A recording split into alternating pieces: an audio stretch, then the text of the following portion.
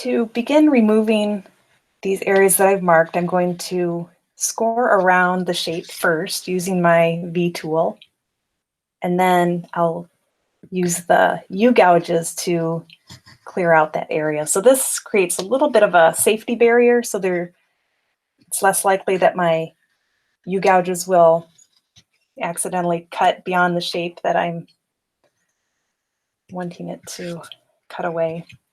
And here, be real careful not to accidentally cut the wrong side of the line. So it's nice to color in the areas that you need to remove instead of just using a contour line.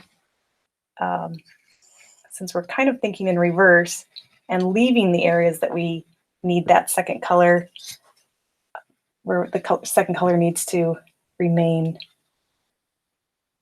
Any help you can give yourself to avoid mistakes is smart.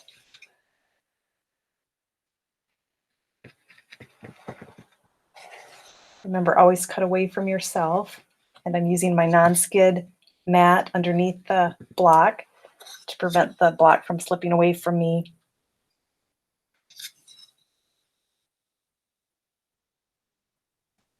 Be real careful if you're approaching a shape that you're trying to keep. You don't want to slip across that accidentally.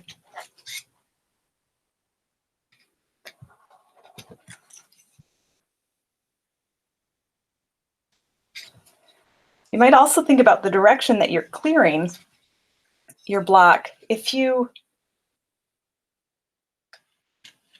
leave a few of those cut marks so that they can act as a bridge for your brayer to rest on, you want to think about how those marks are going to show up in your final image. So sometimes it helps. In this area, I'm thinking of this as a sandy surface, like a beach or something. So as I cut, I'm going to make all those cuts follow the same direction so that if some of them pick up in the final image, it will look deliberate and not accidental. So rather than clearing kind of mechanically in like vertical stripes or something, I'm actually going to try to make each one of these cuts feel like it's a little ripple in the sand, so that the other thing I would encourage you to do is leave a few little uncut areas toward the edge of the image, especially toward the corners, so that your block could be printed on the back side later for your second print if you need an extra block, or if you make a mistake and you have to start over. Having a few little raised areas toward the edges keeps that block nice and flat. I'm starting near the contour, that's the more critical contour, and working away into the waist area of the block. If you cut toward the critical shapes, there's a good chance you might accidentally slip across that border and cut into areas that you didn't mean to remove. So kind of be strategic in the way that you line up your cutting tool so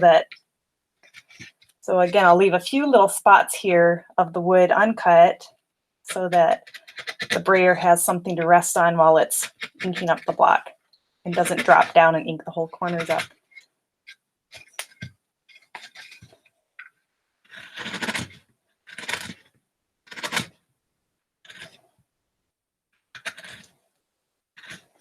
Again, just a few little tiny spots.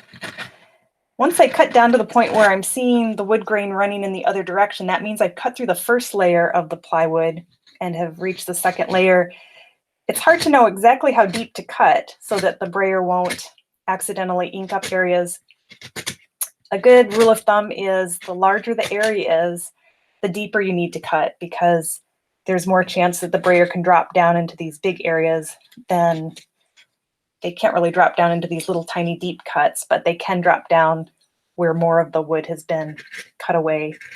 So you might need to go down into that second layer of plywood if you have a very large area that doesn't have any raised parts of the block left in them.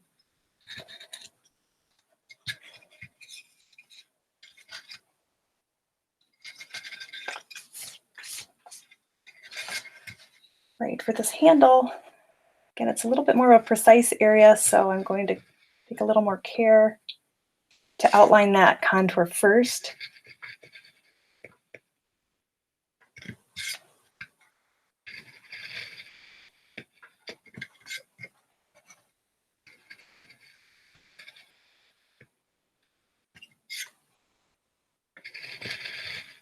I'm using the second hand as a brake to prevent my left hand from slipping.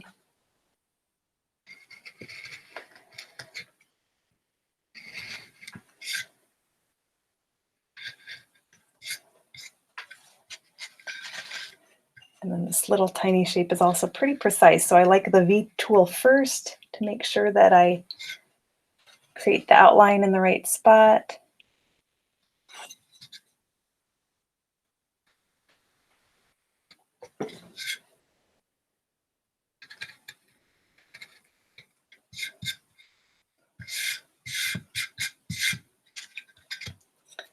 I caught most of that. I'm going to remove a little bit more from this top plane.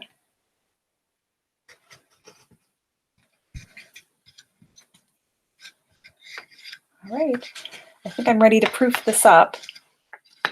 So I'll stop the video there.